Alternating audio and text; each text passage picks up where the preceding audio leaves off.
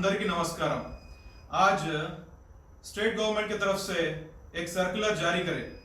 उस सर्कुलर में क्या है कि 10th क्लास के एग्जामिनेशंस 2 तारीख नहीं 3 तारीख एज पर शेड्यूल के हिसाब से 3 तारीख को हॉलिडे दिया गया रमजान के लिए। मगर रमजान का कोई ये भरोसा नहीं है कि रमजान 2 तारीख को ही होगा 3 तारीख को होगा। कौन बोल सकता है, क्योंकि स्टेट गवर्नमेंट इसके हिसाब से 2 तारीख को अगर रमजान है तो रमजान नहीं मनाने के लिए लोग किस तरीके से डिसाइड कर सकते हैं। क्यों? क्योंकि रमजान 2 तारीख को आया तो मुसलमान रमजान नहीं मनाना।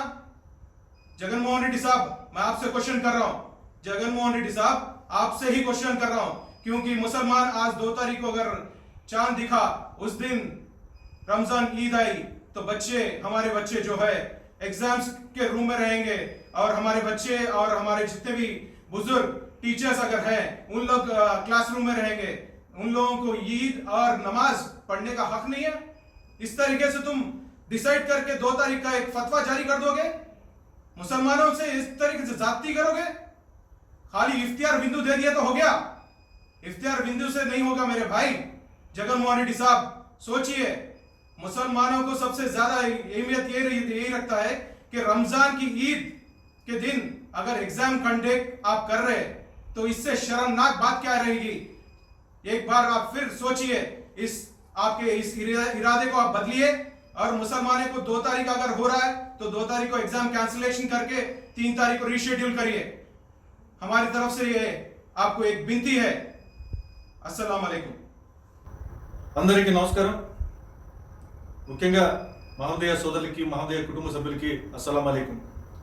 అయితే మనకు రంజాన్ మాసం పవిత్రంగా ఉపవాసాలు ఉండి ఈ ప్రకృతి ఇచ్చేటటువంటి ఏదైతే మనకు చందమామ కనిపించిన రోజు మనం లక్షణంగా ప్రపంచవ్యాప్తంగా మనం ఏదైతే రంజాన్ పండుగని నిర్వహించుకుంటామో, మనం ఏదైతే ఆ దేవాది దేవుడైనటువంటి అల్లా యొక్క కృపా కటాక్షాలకి ఎలా భాగస్వాములు అవుతామో అనే దానికి ప్రత్యక్షంగా కులాలకి మతాలకి అతీతమైనటువంటి పండుగ ఎస్పెషల్లీ మన భారతదేశంలో రంజాన్ పండుగ।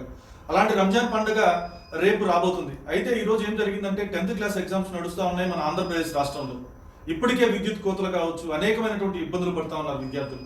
అయితే ముఖ్యంగా ఈ యొక్క రంజాన్ పండుగ గురించి ఇప్పుడు ఎందుకు మాట్లాడుతున్నామంటే, ప్రభుత్వం ఇచ్చినటువంటి 10th క్లాస్ టైం టేబుల్లో 3వ తారీఖున రంజాన్ హాలిడేగా ప్రకటించింది। కానీ ఈరోజు ప్రభుత్వం ఒక సర్క్యులర్ జారీ చేయడం జరిగింది। దాంట్లో ఏం చెప్పారంటే 10th క్లాస్ ఎగ్జామ్స్ కి మేము ఏదైతే టైం టేబుల్ ఇచ్చినామో దాన్నే ఫాలో అవుతాం। రంజాన్ పండుగ ముందర రానిండి వెనకాల రానిండి మాకు ఎటువంటి సంబంధం లేదు, పిల్లలు పేరెంట్స్ టీచర్స్ అందరూ ప్రిపేర్డ్ గా ఉండాలని చెప్పడం జరుగుతుంది। కాబట్టి ఈ రోజు మేము ఏం కోరుకున్నామంటే, జనసేన పార్టీ తరఫున పవన్ కళ్యాణ్ గారి నాయకత్వంలో ఈ రాష్ట్ర ప్రభుత్వానికి, ముఖ్యమంత్రి జగన్ రెడ్డి గారికి దయచేసి ఒక మతపరమైనటువంటి ఒక వ్యవస్థ, ఒక సిస్టమ్, పిల్లలు, తల్లిదండ్రులు, బంధువులు, స్నేహితులు, టీచర్లు అందరూ లక్షణంగా నిర్వహించుకునేటటువంటి పండగ, ఈ సాంప్రదాయంగా చేసుకునేటటువంటి పండగకి దయచేసి అది 2వ తారీఖున రంజాన్ పండుగ వస్తే 2వ తారీఖున హాలిడే ఇవ్వండి। 3వ తారీఖున ఎలాగా మీరు టైం టేబుల్లో చెప్పుకున్నారు, ఒకరోజు 2వ తారీఖున మీరు మ్యాథమెటిక్స్ ఎగ్జామ్ పెట్టుకున్నారు, 2వ తారీఖు హాలిడే ఇస్తే 3వ తారీఖు హాలిడేని క్యాన్సిల్ చేసి అదే మ్యాథమెటిక్స్ 3వ తారీఖు పెట్టండి। కాబట్టి దయచేసి ఈ విధమైనటువంటి ధోరణికి ప్రభుత్వం వెళ్ళకూడదని చెప్పి జనసేన పార్టీ తరఫున రిక్వెస్ట్ చేసుకున్నాం। దయచేసి మతపరమైనటువంటి ఈ ముఖ్యమైనటువంటి రంజాన్ పండుగ మనందరికీ పండుగ। ఈ రంజాన్ పండుగలో ఎంతో ఆశతో, ఎంతో అదృష్టంగా ఉపవాసాలు ఉండి సమాజం మొత్తం బాగుండాలా, ప్రపంచం మొత్తం బాగుండాలని చెప్పి ఎన్నో ప్రార్థన చేసినటువంటి మహమ్మదీయులకి అండగా నిలబడాల్సినటువంటి బాధ్యత ఈ రాష్ట్ర ప్రభుత్వం మీద ఉందని చెప్పి జనసేన పార్టీ తరఫున డిమాండ్ చేస్తున్నాం। మరొకసారి ఇటువంటి సర్క్యులర్లు జారీ చేసినప్పుడు ఎటువంటి భావోద్వేగాలకి గురయ్యేటటువంటి సర్క్యులర్లు ప్రభుత్వం జారీ చేయబాకండి అని చెప్పి కూడా జనసేన పార్టీ తరఫున తెలియజేసుకుంటున్నాం। జై హింద్।